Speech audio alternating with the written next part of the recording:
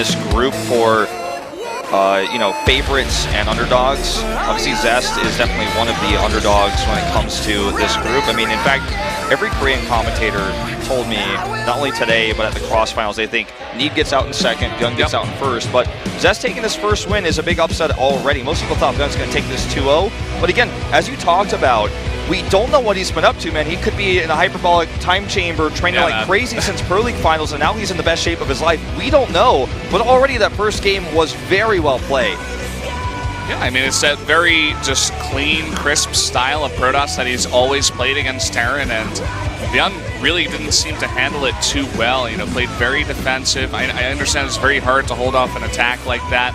And he did quite well, but Zest was, you know, his response was good too. You know, he went in, there was that one time he overextended, but outside of that, he was taking great fights. I feel like Byun was kind of like struggling to find map presence, and he was moving out into Zest's massive army and just taking bad fight after bad fight. Maybe even if he just sat back and defended his third base, or, you know, tried to go for drops instead of moving his entire army out, maybe he would have been in a better spot in that mid-game. I think he just couldn't believe that Zest wouldn't transition. I think he was thinking, okay, now that he's transitioning, now's his weak point, that's when I'm going to hit him. But as he was moving out, in fact, Zest was just continuing to make Adepts and Stalkers. He was sticking with gateway units. And it was obviously working out for him very well, even down in upgrades, because of the numbers advantage he had from taking that very first fight, where again, Byun overextended towards the middle part of the map. Yeah, guys, we're going to be jumping into game number 2 now of Zest versus Byun.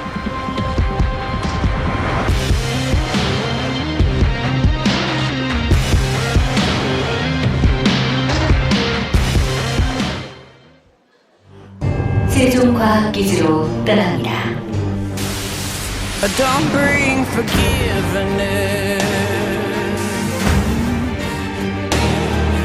and I'm gonna hunt you down.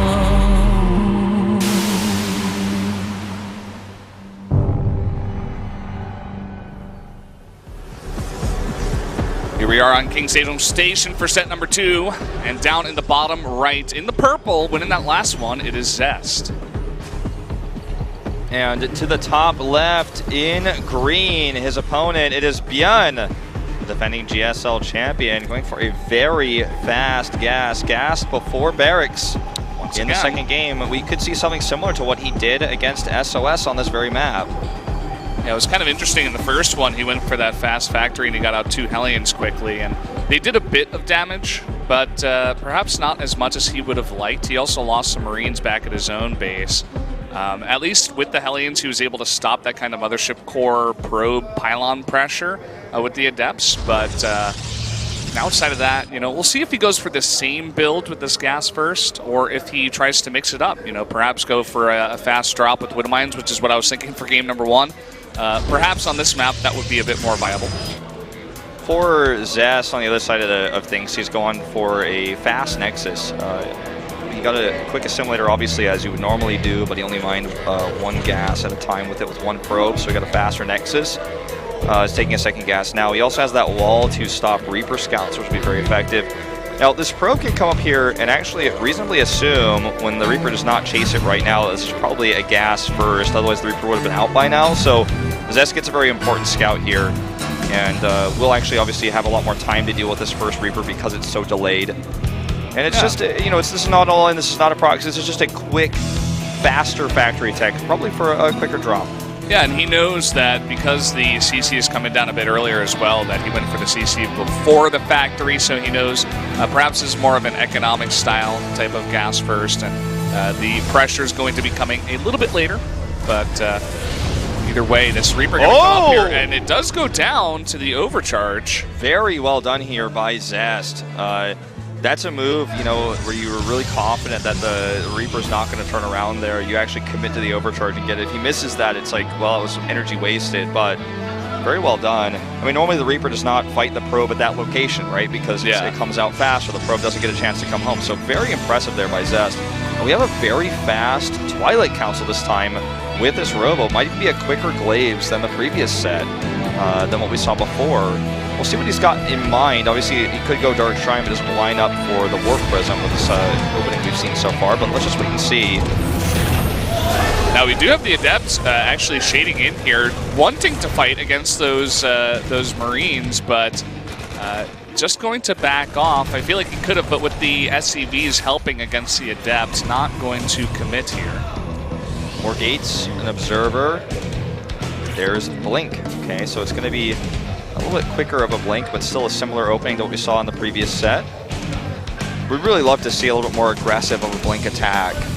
We don't see that right now in the PBT meta very often, and it would definitely throw Byun off. That's something you can do when you're ahead in a best of 3. Feels like it's been forever since I've actually been able to cast best of 3s, because we cast early finals, or we cast only finals after finals after finals, and all these best of 7. So the best of 3 series actually feels like a little bit refreshing in a way. It's been a while since we've been able to cast a group together like this. Yeah, for sure. And we do have this first drop coming out here, going towards the natural. Of course, on this map, natural and the natural, very, very quick to get over with that drop. It is just 8 Marines. Yep. No Widowmines in this. With this greedy third Nexus with the Blink, and obviously only 1 gateway until the 2 finish. They just finished right now. He gets 2 more Stalkers. This is not a lot of units. There's only 1 pylon here, so Byun finds a little bit of damage. And may even just poke the Nexus now that these units have gone back into the main base. I like this a lot because it's a new Nexus. It doesn't have that many hit points yet. This is going to force a big reaction from Zest.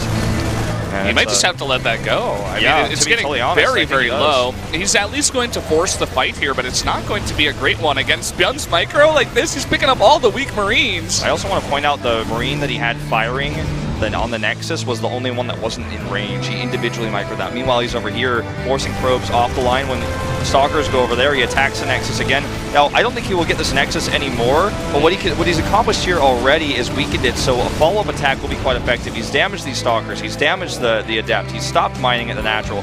This is some real effective harass we're seeing here. Back at home, he's getting an eBay. He's setting up for the future.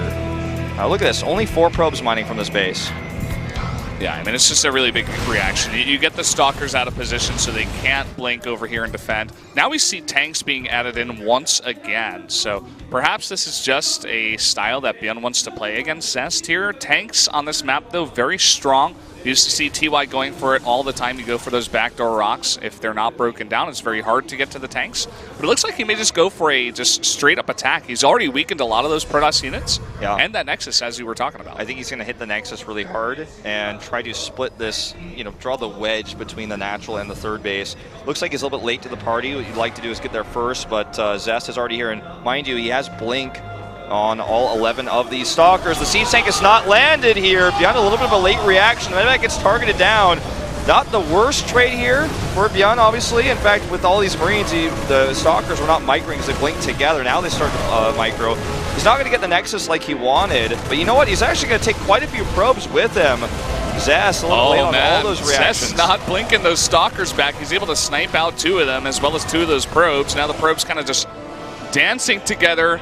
Some kind of rave. They're not mining. There you go. I think this really highlights how effective that attack would have been had Byun been looking, and managing those units when the attack hit.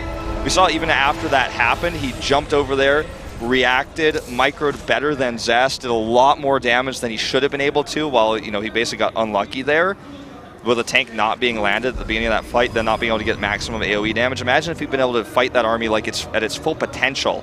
I really feel like could have done a lot more. So very lucky for Zest at the end of all things. But really, when you look at the story here, when the dust settles, it's 45 army supply to 25. Byun has a large army that's about to have +1 stim and combat shields. So he can attack with a follow-up very, very soon. He's going to leave Widowmines here for the time being. This looks a lot different from game number 1. The third base for Byun is, very shortly behind the third base for Zest, maybe 30 seconds to a minute maximum. He gets that up. He does a nice bit of trading. He's not totally lost in terms of map control. He's not behind on upgrades. The one thing that Zest does have this time is his double upgrades are coming in a bit faster than Byun, so that is going to be a bit worrisome, especially with Chrono Boost, if he is Chrono Boosting those 2 upgrades here. Also, earlier, Immortals being added into the composition. I'm not going for the super heavy 10 gateway style just yet. No, the attack damage is really important for the Adepts, massively. And obviously, countering that with armor would be really important. It's going to be a long time before he has that to counteract. He is moving across the map with his army, which is quite larger than Zest. But this is all going to be about micro here with the Widowmines in the front. Wants to maximize their value. Here comes the Shade in. Byun is pre-stimming.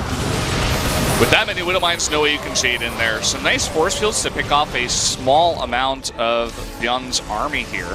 But still a very strong army coming this way, especially once the Liberators do join up. There's not nearly as much anti-air. As I said that, 8 Stalkers are warped in, so he does know that he needs to have those blinks. Nice cancel here on the Nexus. Such greedy Nexus creates here. I can't believe he's trying to build that right now. Trying to use it almost like a tank here, but it's going to cost him money. The Liberators have arrived. He can just fall back to Liberation Zones and Widow Mines here. Scan goes off, no detection for these Widow Mines anymore. And I think Zest trying to make this Nexus right now is pretty unwise. Yeah, how many times are you going to go ahead and try and then cancel? You know, I feel like you just have to back off, get a couple more warp-ins, some more Immortals in here, and then maybe go for a fight. We'll see if he wants to take it now. I think he has to split it a bit better. Okay, here he goes. Okay, a lot of Widow Mine shots going to go off here. He did not have detection. These Liberators doing massive amounts of damage, but there's too much on the ground here for Zest. And he will push this back. The rest of the army is not here yet, but he could turn this around right now, and in fact he will. Stims in. Remember, this is the micro we're talking about from Byun. He's so known for. He beat SOS. He won a GSL with this micro. Good splitting here again. The blink comes out. Oh man, huge Widow Mine hit on all of those Adepts, and now it's only Stalkers and that one Immortal left over. Zest really needs to be careful about a bit of this overextension we're seeing here. He's so confident to take these fights, but once the reinforcements come in for Byun, he's got a very, very strong army.